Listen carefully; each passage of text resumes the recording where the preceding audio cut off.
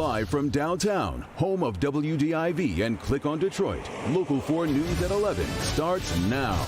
And topping our news tonight, the case of an intruder who left and then came back for more while a family was sleeping inside their home in Troy. At 6 o'clock, we showed you video of a man walking around inside the home rather freely. Tonight, Jermont Terry has information that makes this incident all the more disturbing. He's live in the neighborhood just off of Rochester Road in Troy. Jermont. Karen, it's never a good feeling to know that someone broke into your home. That uneasiness is doubled considering there were 5 people asleep inside when this man came inside. And tonight they're just hoping someone recognizes this crook. This slow motion video shows a guy lurking inside a house in Troy. The only problem, the house he's wandering around at 12:30 in the morning isn't his. Whatever happened to me could happen to anybody else. The homeowner doesn't want to be identified because his entire family was asleep when this man decided to come inside. Get this, twice in one night. Whatever happened did not make sense to anybody, to us or to the police, that why this person would come to the house twice the same night. Both times the man entered through a rear sliding door. The first time he spent about 12 to 15 minutes looking around, and it's believed he left because of who he saw in the living room, the homeowner's wife. My wife, she was asleep.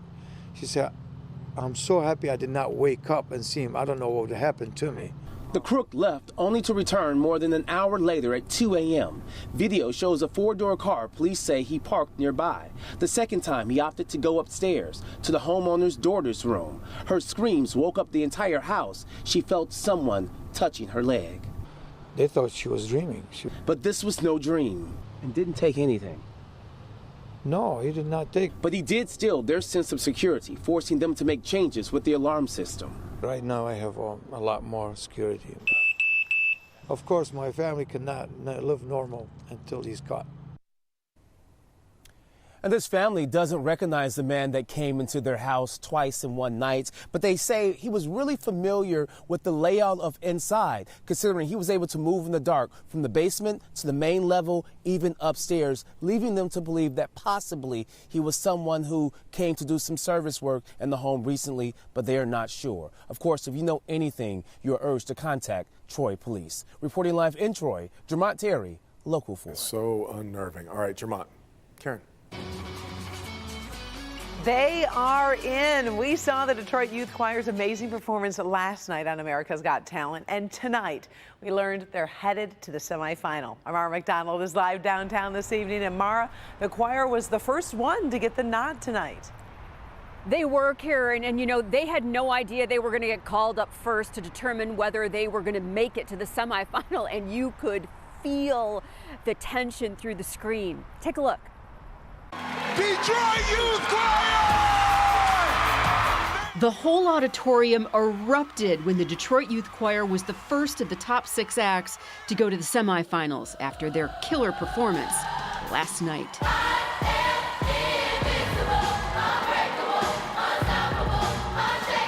The tear you see running down that child's face tells you everything you need to know. And then they were the recipient of high praise from Simon Cowell, who's not exactly known for his generous compliments. It was one of the highlights, I've got to be honest with you. Every time you guys come on stage, it's just amazing. I could not be happier for you. After the show, we had a chance to hear from the kids and choir director, Anthony White. Yes, we had an anticipation about us that was astronomical, you know. And, you know, the nerve just came tonight. And, you know, we did it. We made it. Detroit. With the competition so fierce, they say they felt the hometown love. I feel like everybody was rooting for us, especially our own city, Detroit. They showed us major love, and not everybody in America realized that Detroit shows real love to our own people. And know they have to bring it going forward. We have to keep working hard like we've been working, the hard curfew, the 9 p.m. curfews, even though we're in LA. We got to keep it going, keep saving our voices, keep drinking the medicine balls from Starbucks, all that. Keep working hard to keep moving up.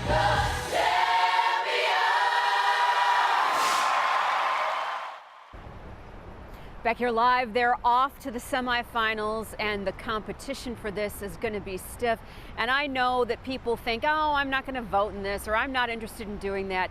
You have to get online. I voted for those kids 10 times the other night, and I know you did too, Karen and Devin. We are live downtown tonight. Mara McDonald, Local 4. You know, Mara, it was really fun because some of the people who voted on my social media page would say, you know, I've never voted for anything, but this group, this story has really got them motivated. It kind of gets the whole city together, don't you think? I think so. I mean, we hear it out on the street. They're like, did you see the kids last night? They were great, and they are. Let's give them all we can going forward. We definitely will. Such a great night. Thank you, Mara. Vote early and vote often. All right, now to Hurricane Dorian, making its way through the islands along the Caribbean after being upgraded to a Category 1 hurricane. Ben's tracking the very latest and has some new information on its path. Yeah, we keep hoping that this is going to move, that there's going to be some changes, but unfortunately not. In fact, the 11 o'clock numbers are in, and Dorian is even stronger than it was at 8. 85-mile-per-hour sustained winds. Gusts are now topping 100 miles per hour, and at this path, there's a chance that this storm is not going to interact with land again until it touches the U.S. coast sometime this weekend.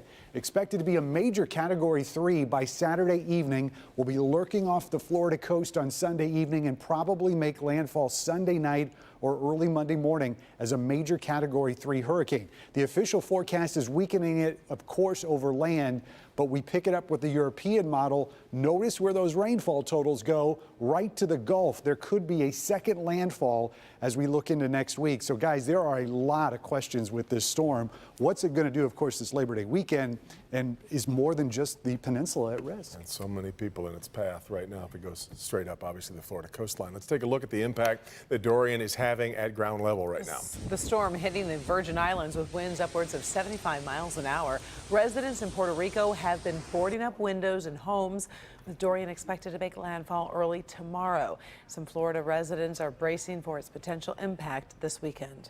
We've only been through one hurricane down here. It wasn't that bad. I just don't want to be caught with on the wrong end of the power curve, right? Been through a bunch of them. We've been down here 55 years, so we know what to expect. Andrew was a wake-up call. Some experts believe Dorian could intensify into a Category 3 hurricane, as Ben had mentioned, before reaching landfall in Florida over the Labor Day weekend. We'll be keeping a close eye on it. Detroit police are investigating a spitting incident allegedly involving popular TV judge and Detroit native Greg Mathis. It happened last weekend outside of a club on St. Antoine in Detroit. According to TMZ, Mathis allegedly spit on a valet worker who took too long to bring his car to him. Mathis denies he spit on that employee. Mathis served as a judge for the 36th District Court in Detroit during the mid-90s before becoming a TV judge. Now to Decision 2020. New York Senator Kirsten Gillibrand says she is ending her presidential campaign. That decision comes after she failed to qualify for next month's debate. Today was the deadline to qualify for the third Democratic debate that's coming up next month in Houston. The 10 candidates who qualified are former Vice President Joe Biden, Senator Cory Booker, Mayor Pete Buttigieg, Julian Castro, Senators Kamala Harris, Amy Klobuchar, Bernie Sanders, and Elizabeth Warren, along with Beto O'Rourke and Andrew Yang. A man jailed for armed robbery is in even more trouble tonight after attacking a deputy while behind bars. 34-year-old Paul Frost was booked in the Macomb County Jail when he allegedly assaulted a sheriff's deputy. The sheriff's office says Frost slipped out of his belly restraint while waiting to see a judge and then used the chain to attack the deputy who was inside his cell helping another inmate. He is now facing felony assault charges. Tonight, 2 Midwest states are putting out a serious warning to people who vape. Michigan State Health Department investigating a number of cases of respiratory illnesses that are associated with vaping. City of Milwaukee is urging people to stop using e-cigarettes immediately. Those warnings come after federal health officials say there are 200 potential cases of lung disease linked to the devices. In fact, Wisconsin has 16 confirmed cases. Michigan right now is reviewing 6 such cases and urging anyone who vapes to seek medical attention if they should suddenly experience shortness of breath, chest pain, and/or coughing.